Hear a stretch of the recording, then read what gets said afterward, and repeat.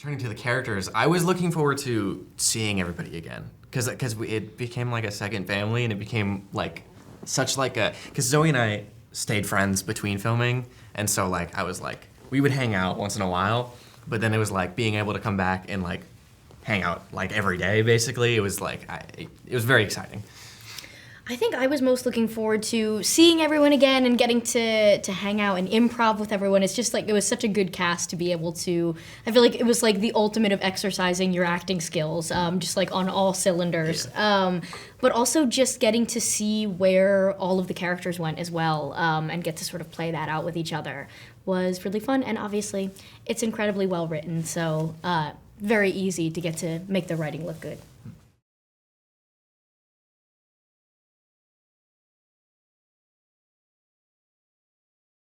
The thing I was excited the most about was doing all the stunts and being able to kind of train with the stunt team and do all the stuff on the rooftops of London and Paris. When I was reading the script, I said, oh yeah, this is gonna be really cool. So.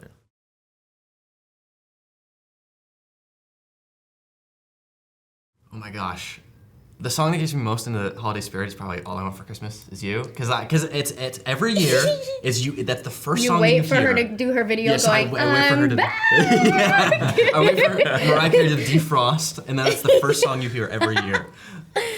I am obsessed with the Christmas song "I Want a Hippopotamus for Christmas," which is not a popular answer, but I love that song. It's so I don't cute. think I've ever heard that song. Listen to it. It's by Gayla Peavy. My answer for song that gets me in the holiday spirit is, for anyone from the UK, is any song that they use in an M&S advert.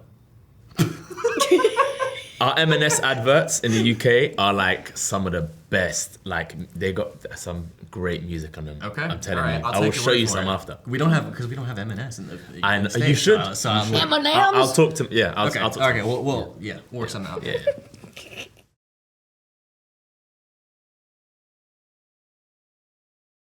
My favorite part about filming in London and Paris was the sightseeing, because we got to film in these like iconic locations, and like I'm not a person that like would recognize like buildings and stuff. Obviously, I recognize like Elizabeth Tower, Big Ben, whatever, and the Eiffel Tower. But like, you know, there was scenes like we were filming on the bus, and it was like was the Is it Prime Minister's house or 10 something like Downing that? Street. Yeah. we It were was like the going Prime past Minister's Downing house. Street. I wouldn't have known that it was that, but all the English people there were like, oh, that's like, you know, that's Prime Minister's house. And I was like, what? Okay. So it was like super surreal. So it was cool, yeah.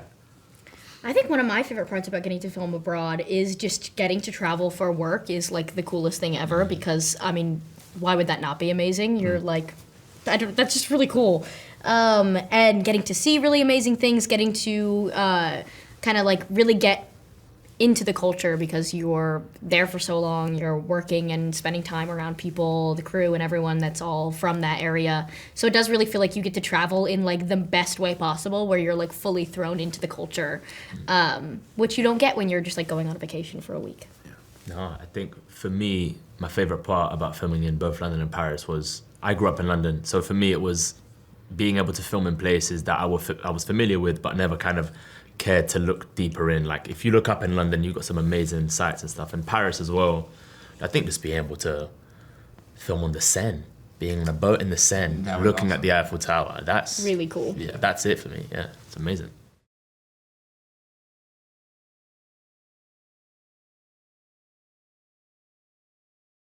I think the most impressive one was the rig that they had the little car on.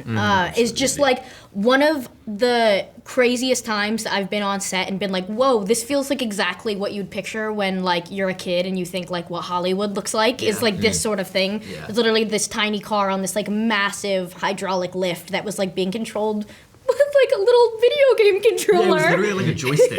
Yeah. It's so cool. So that was just like really just crazy and impressive, as well as the boat scene that we were filming. Yeah, it was the the same boat thing. was also in a soundstage on a massive hydraulic lift, so they could like make it look like it was moving on the water. It's just things that look crazy. Like, wow, it's real. Like, this is movie magic. It's real movie magic. Yeah, that I have the exact same answer. Yeah. That hydraulic thing was mad. Van would turn the wheel and then it would turn, and it would really turn. Yes, it would. Whoever was on a like joystick was having a great 45 time. degrees, Shout out yeah. to whoever was on Crazy. the joystick. Just the moment it turned left, just we would all just, and I was in the back. I was in the. He was just in the trunk. In the trunk, yeah. We call it the boot. So yeah. I'm learning here. I was in the trunk, just getting thrown around in the back. So yeah.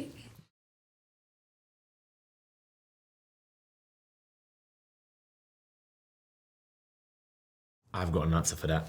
Ooh. If I could play a role, it'd be, I think, I got two answers. One would be Max, because I get to carry Max. Because imagine being carried everywhere. I had to run with Max all the time. That's so great. Real.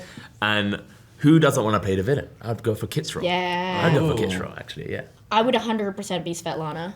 I think she is the funniest character. I think it's just like the most like kooky role. I think it'd be so much. She improved so much as well. She was just getting to be so mean to us for no reason. Like she was just she rewrote. She was just really funny. And I think that's just would be a fun role to play with. And all the cats too. They were so cute. Yeah. Yeah, same thing. I think I would play Max, to be honest. Because then I don't have to. I can just hang out all day. Or I would play Dan, because then I could do all the fun action scenes. He wants to be the lead of the movie. But it would be fun, right. would it not?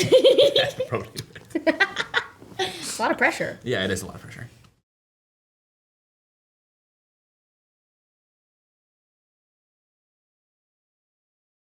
I speak 3 languages, so I think I could help in translation services. You did help with translation services. I did help with translation services as well. We filmed in Paris as well. So I think I could be, translation. I think for me.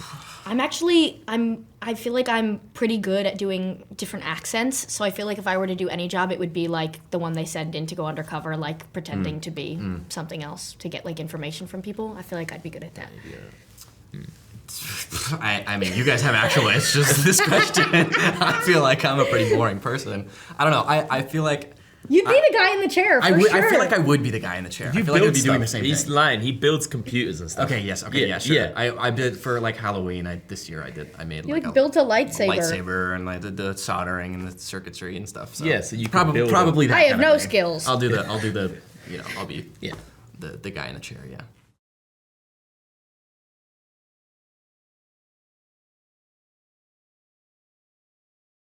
I think there's something for everybody, you know? I think, obviously the first one was a little bit less about Christmas, but this one, it's very much about Christmas. People argue about Die Hard being a Christmas movie, but it's an action movie, Christmas movie, whatever.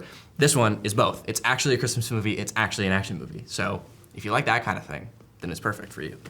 I think it's a perfect Christmas movie because it is totally a family movie. You can bring everyone to watch it and have like the perfect family movie night. And I also think because of how many characters are in this movie and how well they've written them to have such different like archetypes, there really is a person that everyone watching could relate to. And I think imagining yourself in a character you relate to being thrown in these crazy situations makes for like the funniest comedy possible. I think The Family Plan 2 is a perfect Christmas movie because there's everything from kind of like what Van said, between action and comedy. There's something for everyone in your family to enjoy. And it ticks off Thanksgiving as well, which is nice. It mentions the Thanksgiving. That's true. And, you get to travel. So it fulfills every desire. If you want to travel during Christmas time, then you could just watch this film instead and go to London and Paris via us and the rest. Live vicariously through our characters. There we go, exactly.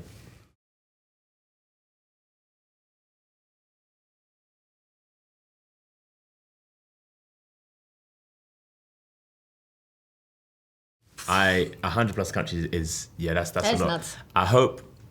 Well, for me, I dubbed the film in French, so I hope that the French audiences. I just think it's really cool that I was able to they'll see my performance both vocally and visually, but I think it'll be interesting to see what different countries and different territories take from it. I think that'll be quite interesting to see online. I think it's really cool that it's the movie is going to be in so many countries. Just like. Because I do think it's something that a lot of people would enjoy. I think it's cool to get a look in on like the culture of like a typical American family if you've never been to America. But I also think one thing that's cool about this one is because the movie takes place in multiple countries as well, I think there's a wider reach as well for people that have like been to these certain countries and they're seeing things that they recognize or would find interesting. So I think it's cool that the movie itself takes place in multiple different countries, and I think there's going to be something exciting for everyone to watch, whether you've been to these places or not. You can travel vicariously through the Morgan family.